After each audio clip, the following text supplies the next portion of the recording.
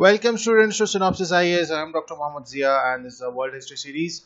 I hope you all are doing well and you are actually gaining something out of this series. Do give your valuable comments और अगर अभी तक आपने channel को subscribe नहीं किया है तो do subscribe the channel because your support is our strength. अब तक हमने बात की लास्ट लेक्चर में हमने बात की थी फ्रेंच रेवोल्यूशन की और उसके इम्पैक्ट की, और अब हम एक दूसरे रेवोल्यूशन की तरफ बढ़ते हैं. ये एक ऐसी चीज थी जिसकी आज हम बात करने वाले हैं, इंडस्ट्रियल रेवोल्यूशन, जो ना कि सिर्फ मतलब आप उसे कैटेगराइज नहीं कर सकते. आप कहेंगे कि दुनिया को बदलने में जिसका हाथ था वही ये इंडस्ट्रियल रेवोल्यूशन है, और इसने दुनिया को दोनों पॉजिटिव और नेगेटिव वे दोनों में बदला. Positive no doubt, economies of scale, higher production, and there are a lot of things that we got. लेकिन कहीं ना कहीं इसी ने जन्म दिया कैपिटलिज्म को, कहीं ना कहीं इसी ने जन्म दिया एनवायरमेंट डिग्रेडेशन को, लेबर एक्सप्लॉयटेशन को, और यही चीज़ें आगे चल के सोशलिज्म, कम्युनिज्म और सारी चीज़ें जो दुनिया में जितने इज़म्स हैं वो कहीं ना कहीं इसी इंडस्ट्रियल रेवोल्यूशन की देन है. तो आइए देखते हैं कि किस तरीके से इस इंडस्ट्रियल रेवोल्यूशन ने दुनिया को बदला और एक्चुअली इसमें हुआ क्या. Before that, this is about myself. You can look over this and so let us begin industrial revolution. तो सबसे पहले बात यह है कि ये जो इंडस्ट्रियल रेवोल्यूशन शुरू हुआ ये इंग्लैंड में शुरू हुआ. कब शुरू हुआ? मिड 18th सेंचुरी में, मतलब समवेयर इन 1750 इंग्लैंड ये कहानी शुरू होती है. और क्या था ये इंडस्ट्रियल रेवोल्यूशन? इंडस्ट्रियल रेवोल्यूशन का मतलब सिर्फ फैक्ट्री सेटअप करना नहीं था, या अब सिर्फ वर्कर्स, लेबरर्स, बहुत कुछ था. सबसे पहले तो this was an economic process of production of goods in the economy, जो कि जिसके साथ क्या आया? जिसके साथ आया टेक्नोलॉजिकल इनोवेशन. जिसके साथ क्या आया? Which give a boost to the pace at which the goods could be produced. Faster production आया. Innovations that resulted in mechanized production, development of new sources of powering these machines, technological forays in the fields of communication and transport, and some processes which when clubbed together referred to as industrial revolution. It was a revolution. अब हम सवाल, एक मैंने आपसे सवाल शायद पिछले क्या 9th और 10th लेक्चर में किया था कि हम फ्रेंच रेवोल्यूशन को रेवोल्यूशन कहते हैं, अमेरिकन रेवोल्यूशन को रेवोल्यूशन कहते हैं, इंडियन को हम कभी रेवोल्यूशन नहीं कह पाते. क्यों? उस वीडियो पे जाइएगा और उसका जवाब दीजिएगा. लेकिन इसको हम जरूर इंडस्ट्रियल रेवोल्यूशन कहेंगे क्योंकि इसने टोटली एक रिफॉर्मेशन कर दिया. It completely changed what? It changed not just only the economic realm but also the social and political fabric and structure of the society. सब कुछ बदल के रख दिया. सिर्फ यहाँ बात इकोनॉमिकली प्रोड्यूस करने की नहीं थी, यहाँ सिर्फ ज़्यादा गुड्स प्रोड्यूस करने की नहीं थी, यहाँ सिर्फ मशीन्स से स्पीडी प्रोडक्शन की नहीं थी. यह था कि इससे जो एक लार्जर इम्पैक्ट आया पूरी दुनिया में, उसने ना सिर्फ इकोनॉमी को बल्कि सोसाइटी को, पॉलिटिक्स को, सबको बदल के रख दिया. इसीलिए हम इसे रेवोल्यूशन कहते हैं. तो जो एक सवाल यही था कि क्योंकि इंडिया में जब हम रेवोल्यूशन कहते हैं ना, हम इंडियन रेवोल्यूशन कभी हम कह ही नहीं पाते क्योंकि उसमें बदला कुछ नहीं है. हमने सिर्फ एक, अगर मैं बहुत ही हो सकता है कई लोग मुझे इस बात पर क्रिटिसाइज करें, लेकिन एक्चुअली जो हुआ वो सिर्फ चेंज ऑफ पावर हुआ. थॉट्स प्रोसेस चेंज नहीं हुए. हम उस कॉलोनियल सोच से आजाद नहीं हो पाए. हम एक्चुअली अपनी कोई सोच, अपना कोई आइडिया, अपना कोई थॉट नहीं दे पाए. हमने सिर्फ जो अंग्रेज जिस सिस्टम को चला रहे थे अब उसको इंडियंस चलाएंगे, और हमने उसे आज़ादी कहा. शायद इसीलिए हम कभी इंडिया में रेवोल्यूशन, इंडियन इंडिपेंडेंस को कभी हम रेवोल्यूशन नहीं कह पाए. This is all my personal view. आपके इस पे डिफरेंट व्यूज होंगे, हम बिल्कुल उस पर भी डिस्कशन करेंगे कभी. सो दिस इज व्हाई क्योंकि इसने एक पूरा complete social fabric, social structure, political fabric, political structure सबको बदल के रख दिया. इसलिए हमने इसे कहा रेवोल्यूशन. सवाल है व्हाई इंग्लैंड? तो ये एक्चुअली इंडस्ट्रियल रेवोल्यूशन की सबसे जो आसमान में उड़ता हुआ धुआं जो है फैक्ट्रियों से निकलने वाला, ये इंग्लैंड की कंडीशन थी इंडस्ट्रियल रेवोल्यूशन के बाद. ये आपके नॉलेज को ऐड ऑन करने के लिए आपको हो सकता है पता हो, लेकिन ग्रेट ब्रिटेन और यूनाइटेड किंगडम की जब हम बात करते हैं तो ग्रेट ब्रिटेन का मतलब होता है this plus this plus this, that is Scotland plus Great Britain plus plus England plus Wales. तो ये यूनाइटेड किंगडम हुआ, जब इसमें हम नॉर्दर्न आयरलैंड जोड़ लेते हैं तो हम इसे ग्रेट ब्रिटेन कह देते हैं। सो दिस इज हाउ, और जब इसमें हम आयरलैंड को भी जोड़ लेते हैं तो हम इसे ब्रिटिश आइल्स कह लेते हैं। तो एक बड़ा बड़ा कंफ्यूजिंग सा ये है, तो ध्यान रखिएगा। लेकिन खैर ये दिस वाज जस्ट इंग्लैंड आया तो मैंने सोचा इसको ऐड कर दिया जाए। खैर, अब सवाल है वाई इंग्लैंड, इंग्लैंड ही क्यों? सो 1750 का जो इंग्लैंड है, क्योंकि हमने कहा कि इंडस्ट्रियल रेवोल्यूशन जो है वो मिड 18th सेंचुरी की बात है, और सबसे पहले जो कंडीशंस थी उस दौर में वो फेवरेबल थी टुवर्ड्स इंडस्ट्रियल रेवोल्यूशन। क्योंकि वहां पे फ्यूडलिज्म खत्म हुआ और कैपिटलिज्म आया, और ये एक बहुत बड़ा क्रिटिकल एलिमेंट था इंडस्ट्रियल रेवोल्यूशन का। This was so because with capitalism came the desire to make more monetary profits. तो जैसे ही कैपिटलिज्म आता है तो उसमें और कैपिटलिज्म का कोर ही यही है कि प्रॉफिट कमाना है एट एनी कॉस्ट। अब वो चाहे वर्कर्स को एक्सप्लॉइट करके हो, वो चाहे कस्टमर्स को एक्सप्लॉइट करके हो, वो चाहे डेवलपिंग न्यू वेज। ऐसा नहीं है कि कैपिटलिज्म में सिर्फ एक्सप्लॉइटेशन है, कैपिटलिज्म ही है जो इनोवेशन को प्रमोट करता है, जो नए इन्वेंशंस की तरफ लेके जाता है, क्योंकि always because we have to earn more profit, that is what the core of capitalism is, and it ultimately leads to what, whether and how you will achieve that. You will achieve either by producing more goods at lower cost. अब इसके लिए आपको labour को कम veg देना पड़े या आपको अच्छी मशीनरी का इजाद करना पड़े, ये एक अलग सवाल है कि ये कैसे किया जाएगा। There was demand for manufactured goods due to new ways of life growing in towns and cities. और ये इंडस्ट्रियल रेवोल्यूशन का जो दौर था, ये मिड 18th सेंचुरी का जो दौर था, यहाँ पे आप देखेंगे कि इंग्लैंड के अंदर खास तौर पे नए शहर, नए कस्बे, नए टाउन्स ये डेवलप होना शुरू हुए। और जब हम अर्बनाइजेशन की तरफ आते हैं, जब हम अर्बन सेंटर्स की तरफ आते हैं, तो हम देखते हैं कि जो एक वे ऑफ लाइफ है वो चेंज होता है। और जब ये वे ऑफ लाइफ चेंज हुआ तो हमें क्या मिला, हमें क्या इसका इम्पैक्ट होता है, that there is new demand for manufactured goods. एक और इसकी वजह थी, नॉट मेंशन हियर, क्योंकि by this time East India Company जो है ना बहुत ज्यादा प्रॉफिट कमा रही थी, तो उससे भी काफी बिजनेसमैन जो हैं वो मोटिवेट हुए। वो आगे देखेंगे कि उसका टेक्सटाइल पे क्या इम्पैक्ट पड़ा। खैर, तो जैसा कि मैंने कहा कि ये जो चीजें हैं, ये मैन्युफैक्चर्ड गुड्स की डिमांड ज्यादा होना, विलेज पीपल जो माइग्रेशन हो रहा था टाउन्स की तरफ as workers for industrial production, ये एक बहुत बड़ा चेंज था। और इसकी वजह से क्या होता है, नए आइडियाज को जन्म मिलता है, नए और जिससे कि हमारी जो इंडस्ट्रियल एफिशिएंसी है वो बढ़े।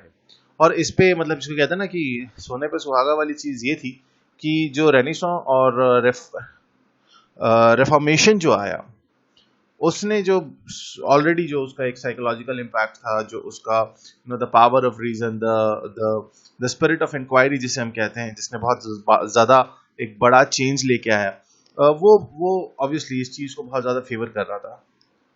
फिर जो हमने ग्लोरियस रेवोल्यूशन पढ़ा इंग्लैंड का, उसने एक ग्रेटर फ्रीडम ऑफ थॉट्स दिया। उसने सोचने की आजादी, जो रेनेसां या रिफॉर्मेशन, जो सोचने की या जिस तर्क करने की आजादी, जो जिसका जो ये थॉट्स था रेनेसां और कहना चाहिए रिफॉर्मेशन का, उसका इम्पैक्ट ग्लोरियस रेवोल्यूशन पे पड़ता है। और ये सब मिलके जो है एक तरीके से एक माहौल बनाते हैं कि इंग्लैंड के अंदर एक नया एक डेवलपमेंटल पाथ है जिसे इंडस्ट्रियल रेवोल्यूशन कहा जाए। दूसरा, ज्योग्राफी ने बहुत बड़ा रोल प्ले किया।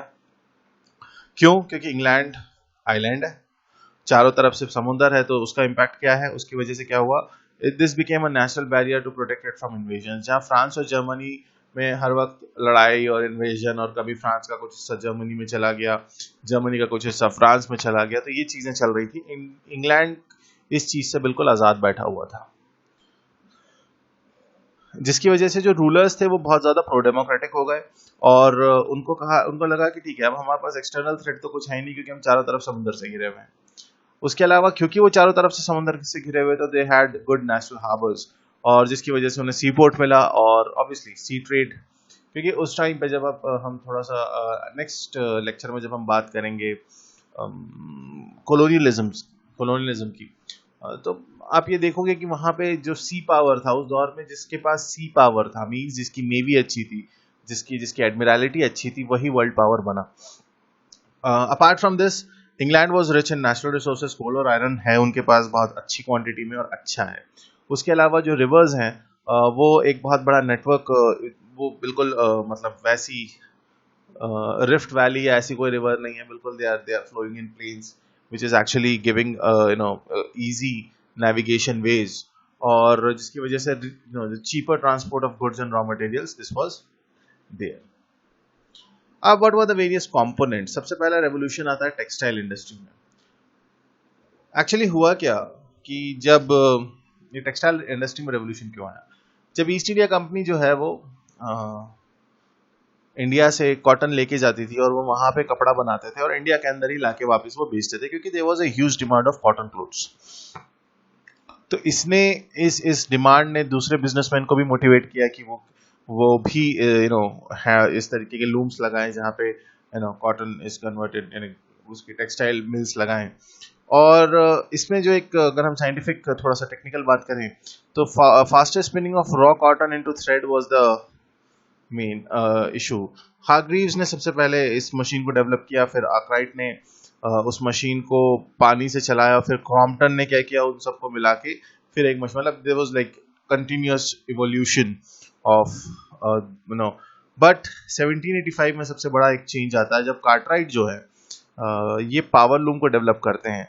और इसने क्या किया, इसने जो हॉर्स पावर एक्चुअली जो हॉर्स पावर हम पावर के लिए को यूनिट हम यूज करते हैं वो यहीं से आती थी, क्योंकि वो जो पावर लूम थी उसकी पावर अभी बिजली से नहीं आ रही थी या पानी से नहीं आ रही थी। उसने क्या किया, कार्टराइट ने, this machine were driven by horses running in circular motion.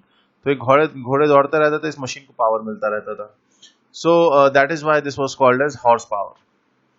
दूसरा जो बड़ा इन्वेंशन था टेक्सटाइल इंडस्ट्री को जिसने रेवोल्यूशनाइज किया वो था कॉटन गिन।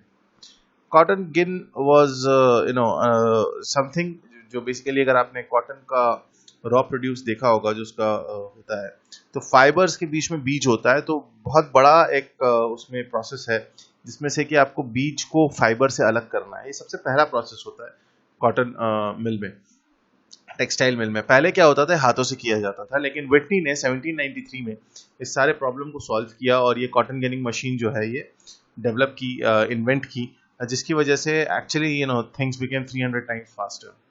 तो अब जब चीजें तेज होने लगी, जो रॉ मटेरियल था उसका सप्लाई, जो रॉ कॉटन था, रॉ कॉटन फाइबर था, जो हैंड बेस्ड प्रोसेस की वजह से स्लो था, वो जो है वो अब तेज होने लगा। जो कॉटन में से, कॉटन बेल्स में से जो कॉटन को अलग करने वाला जो प्रोसेस था वो अब तेज होने लगा, जिसकी वजह से there was N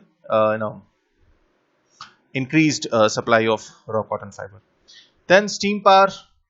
Another and the most significant invention was steam engine by James Watt 1769, और इसकी वजह से दुनिया में बहुत कुछ बदला। It was a big boost to the production of goods and consequently huge increase in the demand for raw materials. जब steam engine आ गया, अब घोड़ों की भी जरूरत नहीं है, हमने कहा steam से इंजन चलेंगे। आयरन प्रोडक्शन में बहुत बड़ा एक जो ब्लास्ट फर्नेस का यूज था, जब वो शुरू होने लगा तो आयरन का जो क्वालिटी था, आयरन का स्टैंडर्ड था, स्टील मेकिंग था, वो तेज हो गया। उसके अलावा जॉर्ज, देखो एक चीज ध्यान रखिएगा कि ये जेम्स वॉट ने स्टीम इंजन बनाया था, लेकिन जॉर्ज स्टीफेंसन थे जिन्होंने इसको रेलवे के यूज में, मतलब उसको थोड़ा सा जो मॉडिफाई किया था फॉर यूज इन रेलवेज, ये जॉर्ज स्टीफेंसन ने किया। And the coal can now be transported from coal mines to ports via railways। और 1830 में जब पहली पैसेंजर ट्रेन चली ऑन स्टीम पावर, डेफिनेटली इसने एक्चुअली सब कुछ बदला। क्यों? अब क्या हो सकता था, वर्कर्स का मूवमेंट तेज होने लगा, अब बिजनेसमैन का मूवमेंट तेज होने लगा, तो अब यहाँ से वहाँ रॉ मटेरियल्स का मूवमेंट ईजी हो गया, और पैसेंजर्स के जाने से जो वर्कर्स का जो एक कहना चाहिए रीजनल इम्बैलेंस सॉर्ट ऑफ बना हुआ था वो भी अब कम होने लगा। दूसरा जो एक कहना चाहिए कि रेवोल्यूशन था ट्रांसपोर्ट और कम्युनिकेशन में, जो पक्का रोड हम देखते हैं, ये इसको टेक्निकली मतलब तो हम कहते हैं पक्का रोड। इसे मैक एडम ने डिवाइस किया था इस रोड बनाने की टेक्निक को, इसीलिए इसे मैक एडमाइज्ड रोड कहा जाने लगा। और इसकी वजह से this was like an all season road, जिसकी वजह से पूरे सीजन हमेशा एक Swift movement of goods, inland Swift movement of goods and raw materials जो है वो होने लगा। ये कार्टराइट साहब हैं, इनकी ये पावर लूम, जेम्स वॉट का स्टीम इंजन, विटनी की कॉटन गिनिंग मशीन, स्टीफेंसन ने जब इसे इस स्टीम इंजन को रेलवे में यूज किया, तो ये वो महान लोग हैं जिनकी वजह से दुनिया में काफी कुछ बदला। और देखो, सिर्फ इंडस्ट्रियल रेवोल्यूशन से काम नहीं चलता, एग्रीकल्चर में भी रेवोल्यूशन आना था। अब एग्रीकल्चर में कैसा रेवोल्यूशन है, और एग्रीकल्चर में रेवोल्यूशन आना बहुत जरूरी है, इवन हमारे लिए आज भी जरूरी है, क्योंकि एग्रीकल्चर सेक्टर जो है ना वो बहुत क्रिटिकल होता है किसी भी इकोनॉमी के डेवलपमेंट में। वो ऐसे क्रिटिकल होता है कि जो एग्रीकल्चर सेक्टर है उसके ऊपर दो जिम्मेदारियां हैं, तो बहुत बड़ी जिम्मेदारियां हैं। पहली ये कि ना तो उसे सिर्फ खुद के लिए उगाना है, बल्कि उसको वो उतना भी कल्टीवेट करना है कि जो नॉन एग्रीकल्चरल सेक्टर है, वो लोग जो एग्रीकल्चर नहीं कर रहे हैं, जैसे आप में से हो सकता है कोई एग्रीकल्चर बैकग्राउंड से आता हो, फार्मिंग फैमिली से आता हो, इट्स अ ग्रेट थिंग। तो आप ना सिर्फ खुद के लिए उगा रहे हैं, बल्कि आप हम जैसे लोगों के लिए भी उगा रहे हैं जो एग्रीकल्चर में नहीं है। हमें भी तो हमारा भी तो फूड रिक्वायरमेंट है जो नॉन एग्रीकल्चर सेक्टर में है। तो पहली जिम्मेदारी ये है, क्या पहला रोल जो है एग्रीकल्चर सेक्टर का, वो ये है कि उसे सब्सिस्टेंस के लिए नहीं उगाना है, उसे सस्टेन करने के लिए नहीं उगाना है, उसको इसलिए भी कल्टीवेट करना है, उसको इतना प्रोड्यूस करना है कि non agriculture sector could act, could feed, could be feeded properly.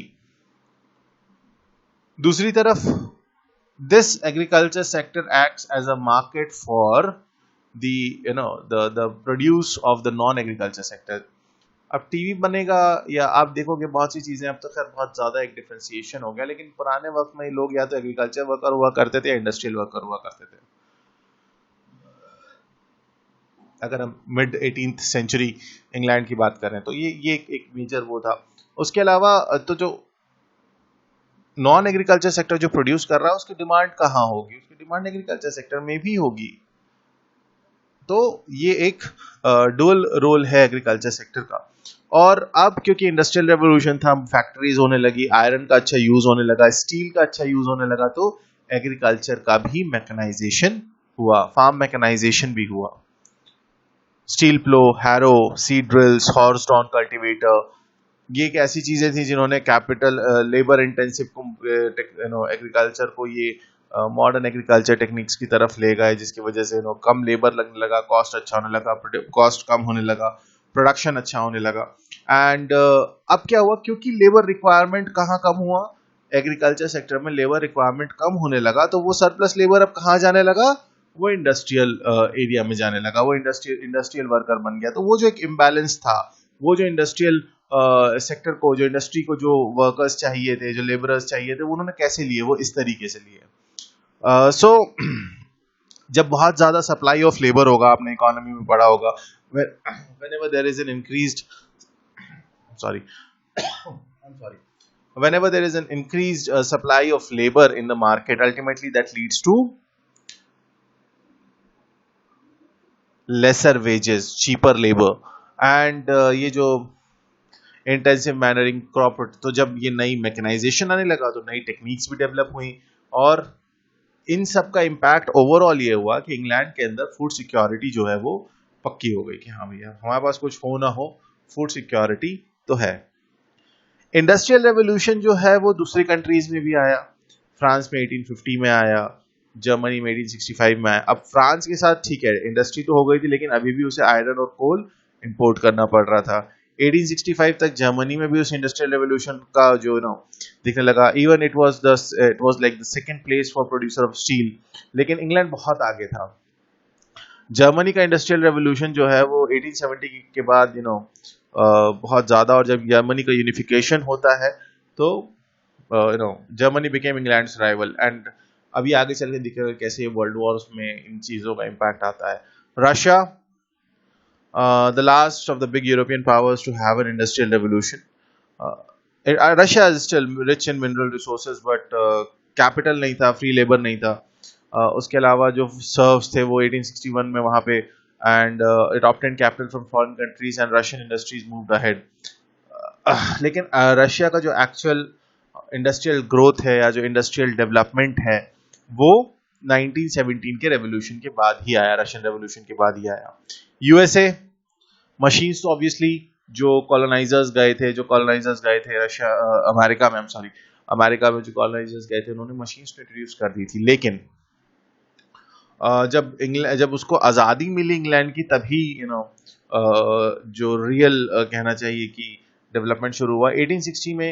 1860 तक अमेरिका गॉट इंडिपेंडेंस इन 1776 और उसके बाद बाय 1800 जो है इनका एक इंडस्ट्रियल इनको फ्रीडम मिला, अच्छा डेवलपमेंट इन्होंने किया। और टेक्सटाइल, स्टील, शू, आप देखोगे कि अमेरिकन टाउन्स, आपने वर्ल्ड ज्योग्राफी में देखा होगा कि जो अमेरिकन टाउन मेजर सिटीज हैं हर किसी में कोई ना कोई इंडस्ट्री फेमस है, चाहे शिकागो हो, चाहे बफेलो हो, चाहे डैलस हो, न्यूयॉर्क हो, there's one more I'm forgetting that name, there's one more I'm forgetting that name, but the major American, Los Angeles हो, कैलिफोर्निया हो, तो हर किसी में, फ्लोरिडा में, हर कहीं पे एक इंडस्ट्री जो है वो मेजरली सेटअप है। The first country in Asia to industrialize was Japan.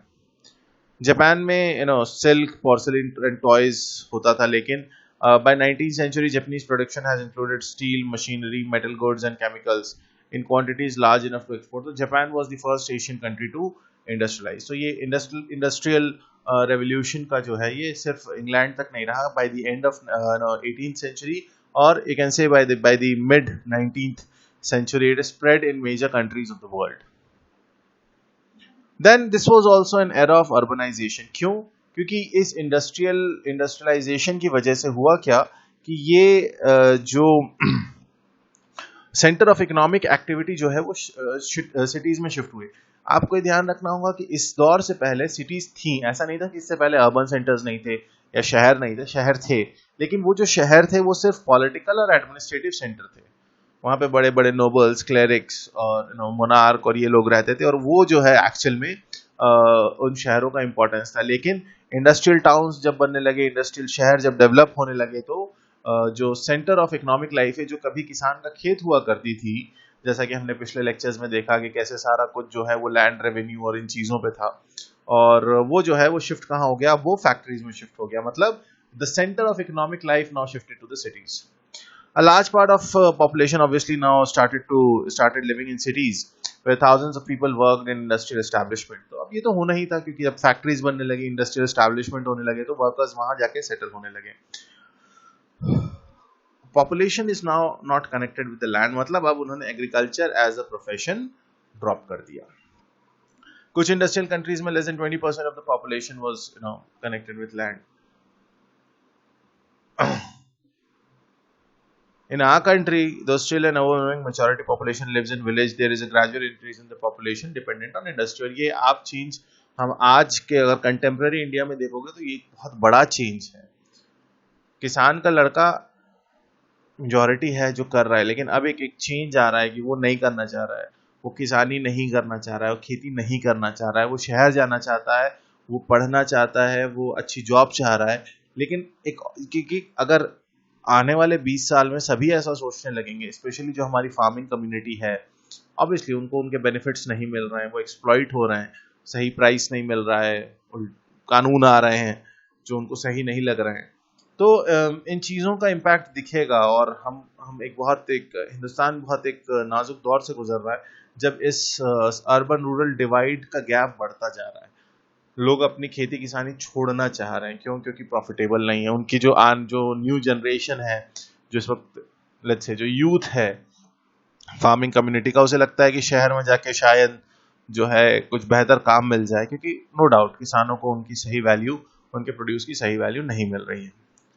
In highly industrialized country, the share of industrial production in the total national income is far larger than that of agriculture, and urban and rural economies have become mutually dependent and complementary। तो जो मैंने आपको बताया ना कि जो finished goods हैं उसके लिए रूरल मींस जो एग्रीकल्चर है, एग्रीकल्चर सेक्टर है, या जो एग्रीकल्चर पॉपुलेशन है, उसे इंडस्ट्रीज की जरूरत है और इंडस्ट्रीज को अपने मार्केट के लिए उनकी जरूरत है। तो ये जो है म्यूचुअली डिपेंडेंट और कॉम्प्लीमेंट्री हो गए हैं and ultimately this lead to what? This lead to industrial capitalism. Now what were the consequences? सबसे पहले concentration of economic power in few hands. अभी just this was a very unique coincidence कि इस video को बनाने से ठीक पहले I was just watching a video और it was like who was the richest 10 persons in past 2 decades, 1990 से लेके last 3 decades, I'm sorry, 1990 से लेके 2020 तक एक अच्छा उन्होंने ग्राफ बताया और फिर एट द एंड मैंने यही देखा कि सारी powers except like no doubt mister Ambani is at like 5th richest person, may be 4th, लेकिन जो मेजॉरिटी रिच सुपर रिच है दुनिया का वो अमेरिका में बैठा हुआ है because of this rise in capitalism and control over industrial sector. So इस इंडस्ट्रियल रेवोल्यूशन का क्या हुआ? ये जो इकोनॉमिक पावर है ये डिस्ट्रीब्यूट ना होके ये कुछ चंद हाथों में चली गई। जो इंडिपेंडेंट क्राफ्ट्समैन है वो बहुत कम होगा और ये हम इंडिया में आज देखते हैं कि हमारा जो हैंडलूम है, हमारा जो हैंडीक्राफ्ट्स है, ये बहुत ज्यादा सफर कर रहा है because of this factory products. A small number of capitalists came to control life, not only large number of workers whom they employed, but also indirectly the economic life of the entire society. और अब कहीं ना कहीं ये हुआ है कि ये जो छोटे से स्मॉल नंबर ऑफ कैपिटलिस्ट हम कहें, ये जो बहुत कम पॉपुलेशन है, इसने क्या किया है? ये बहुत सारे लार्ज नंबर ऑफ वर्कर्स जिनको उन्होंने उनकी तो जिंदगी कर ही रहे, लेकिन उन्होंने कहीं ना कहीं इनकी वजह से समाज का जो एक स्ट्रक्चर है, जो एक हम कहें ना जिसको समाज का ताना बाना है, वो भी बदल गया है। The concentration of economic power in few hands resulted in shocking social inequalities. और ये जो डिवाइड है ना, the rich and the poor divide, समाज में पहले ये था ही नहीं। पहले तो द स्टेट्स होते थे, नोबिलिटी होती थी, क्लर्जी होती थी, लेकिन इंडस्ट्रियल रेवोल्यूशन के बाद पूरी दुनिया की जो सोसाइटी है, पूरी दुनिया का जो एक स्ट्रक्चर है, वो बेसिकली सिर्फ 2 हिस्सों में बट के रह गया, अमीर और गरीब। अब वो चाहे मुल्क हो, अमीर मुल्क, गरीब मुल्क, स्टेट हो, Punjab is a richer state, Jharkhand is, people used to say, is a poor state, Orissa is a poor state, the people ये हमने नहीं बनाया, लेकिन ये है एक्चुअली इंडस्ट्रियल रेवोल्यूशन की देन।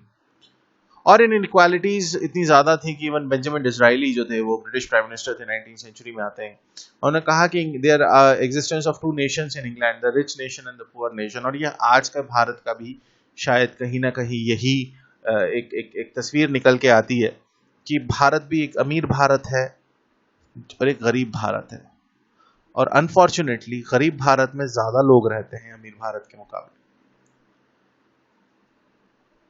इसी इंडस्ट्रियल रेवोल्यूशन ने जो लैंडलेस लेबरर्स थे, वर्कर्स थे, उनको कंप्लीटली अपने एम्प्लॉयर पे डिपेंडेंट कर दिया उन्होंने, बोला।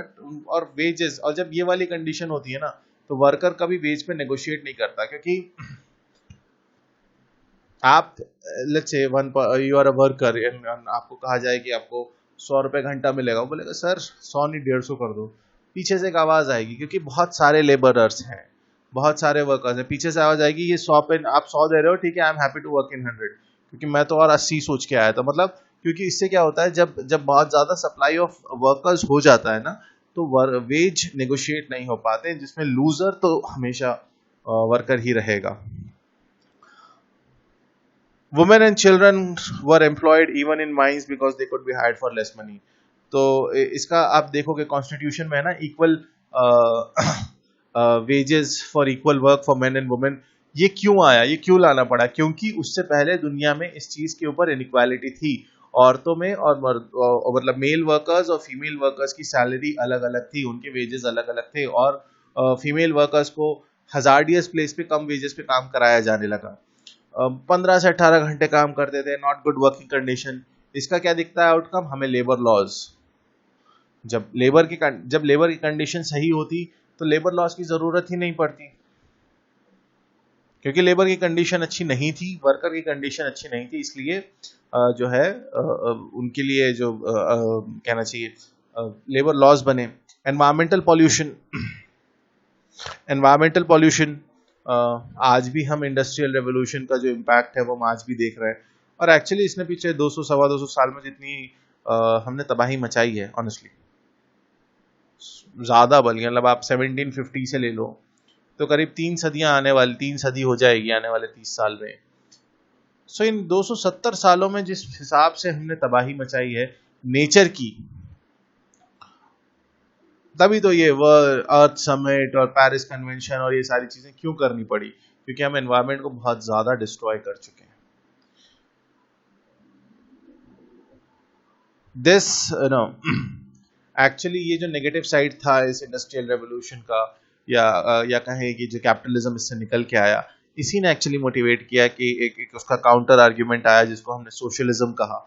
और ये याद रखिएगा जहां पे ये आईएसएम आ जाता है ना, ism at the end, terrorism, globalism, socialism, capitalism, imperialism, nationalism, तो ये जो है कभी कभी खतरनाक हो जाता है बहुत ज्यादा।